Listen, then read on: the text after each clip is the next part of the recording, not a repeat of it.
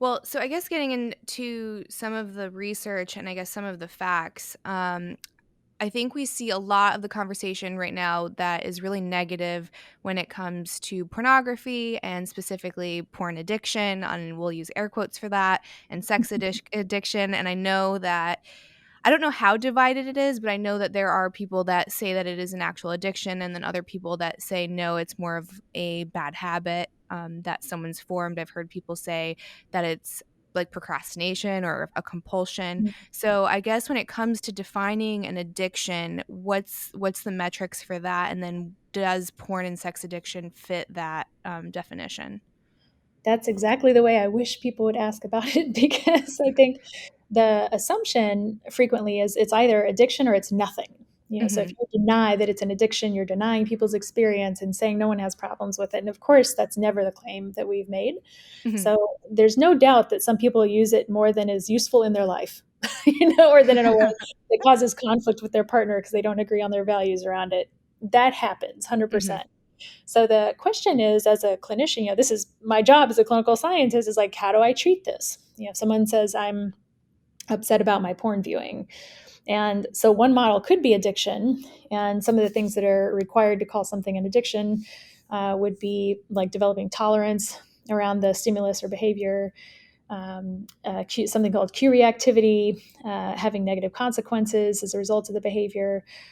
There are other things as well, but those are kind of three key ones. And so each of those we've kind of gone through and disproven various aspects of them. In science, it's something we called falsification. So that is like, it's not, some people think science is a seesaw where it's like the more evidence you get, this one gets more and more weight until one is clearly heavier than the other. That's not it at all, actually. So it's like if you say like this thing's an addiction, it has to meet all of the criteria. If it fails in one, then it's not an addiction. It might be Mm, something, but it's not an addiction. And so I interesting. think a lot of people don't know that, like science, kind of basic science process.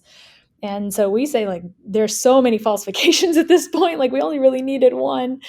And addiction is a really high bar. There of all the things that could be going on, could be like having shame due to a conservative upbringing and values. Could be you just have a high sex drive, and so you're doing a lot of things sexually that are just in out of balance with the things you need to accomplish in your life, work, relationship, family related, whatever those may be. That's more kind of the bad habit thing I think you were alluding to. Hmm. All the way up to impulsivity disorders, compulsivity disorders, and those are different. They're not the same as addiction. But I get like the public doesn't have that kind of broad thing. Like these are different models, or ways of understanding why people are having this trouble. So, Hmm. absolutely, I think that I don't know of any scientists currently that talk about porn as addictive. To me, that's all coming from public, just activists, honestly, these days. Okay.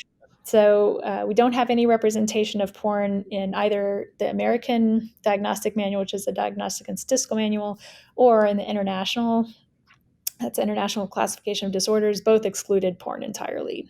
There's no Hmm. appearance of it in either.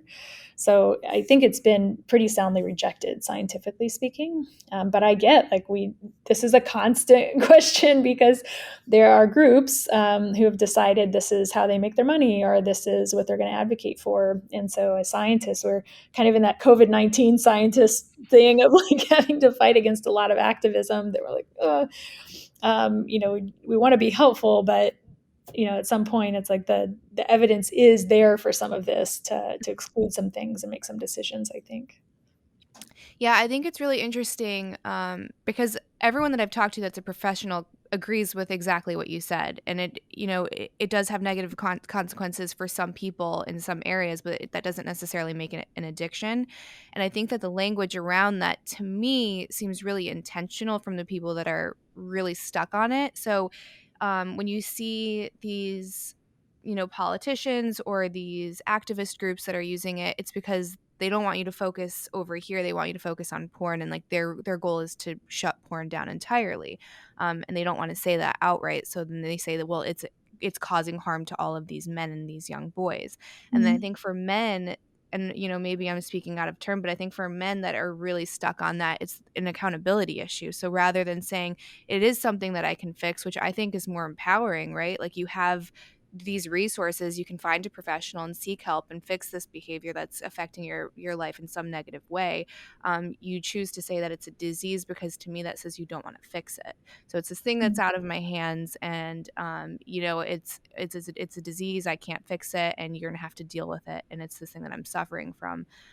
So I think we're doing a huge disservice to people that actually need help in some area, and specifically when it comes to the shame. So, what I love about the work that you're doing is you kind of incorporate the psychology as well as the physiology with your work. Mhm. So, when it comes to people that suffer from a lot of shame, because I've heard you on other podcasts say that when someone thinks that they have a porn problem, that you find that they're often not really watching more than an average consumer, but it's it's usually because of their upbringing, so they have this shame and this guilt with the content that they're watching.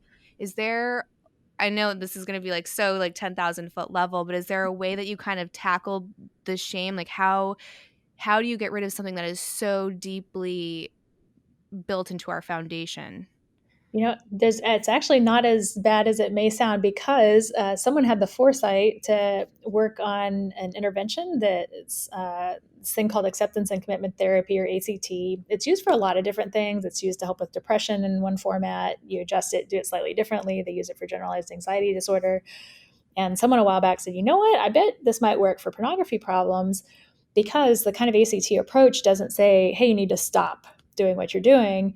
It's like, let's talk about what your goals are. Where would you like to be when you die? One of the exercises is like, what do you think people would be saying at your funeral if they were saying what you would hope the experience they've had with you was like? What about your parents if they're around? What about your brothers, sisters if they're around? And so through this series of exercises, you kind of talk about what are your personal values and how does porn fit into those or fail to fit into those. So how might use be integrated in your life in a way that feels syntonic with your values, that's consistent with what you're saying is important to you. And for a lot of people, that's not quitting. That's just, I know that I'm avoiding my wife because I come home and I masturbate every day after work, and I do it for 2 hours. So I also don't have to participate in childcare. I was like, okay. So probably not a porn issue, clearly an issue though. And that's Yeah. something that the ACT approach helps navigate. And so we actually have this great, research supported therapy to help people who are having porn problems. And it's not an abstinence approach. It's this ACT approach, and it's so widely tested. We need to get more data on it in this particular group, but I love the study they did. I was like, that makes so much sense to me, to really just talk to people about kind of their shame around that, and like, okay, so when you use it, you have shame. Is it always shameful? Or are there times when you feel justified, when it feels okay? What's different about those times? And helping people just think through that process of like, what is it about my use that is causing me to get so upset? Mhm.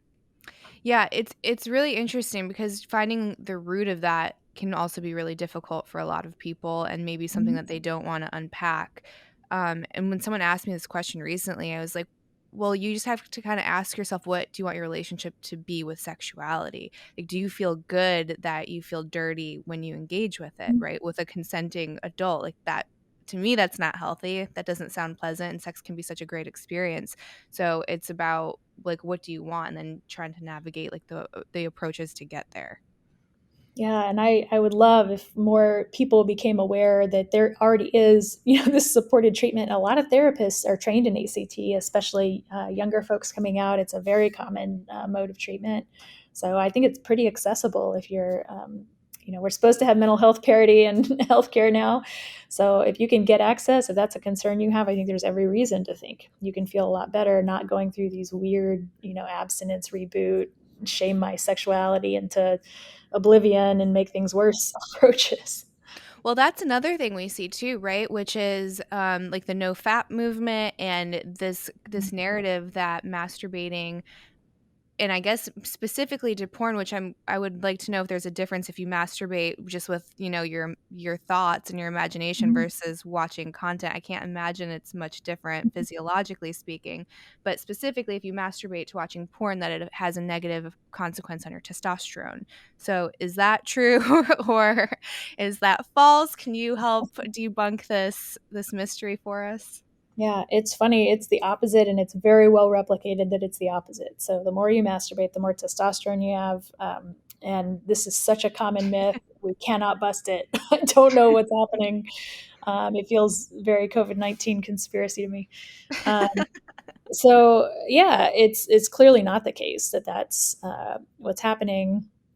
And when people get linked into those, we're doing some research right now actually on those interventions, because what's really unique about the way they're approaching it is, compared to any other intervention you might get, like the ACT or maybe cognitive behavioral therapy. I don't know if people try that. They have this relapse, right? So the event that's really unique in their treatments, and they describe them as treatments, are that you can relapse by doing something bad. Mhm. And so one of the things we're looking at is what is the response that people have, for instance, when they have pre-existing depression problems, to Mm. having a relapse.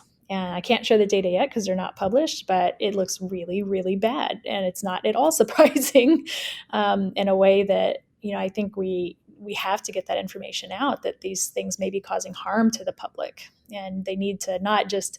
It's often presented, I think, as like, oh, you could try this, you could try that, but that's our job. That's clinical scientists' job, is to test treatments and not only find the things that work or develop new things that work, but also say this one's bad, you need to avoid this one, it's going to make you worse. And I think Mhm. that's where our data seem to be starting to point us, is that they're really, we call iatrogenic, that is, they make the condition worse rather than better.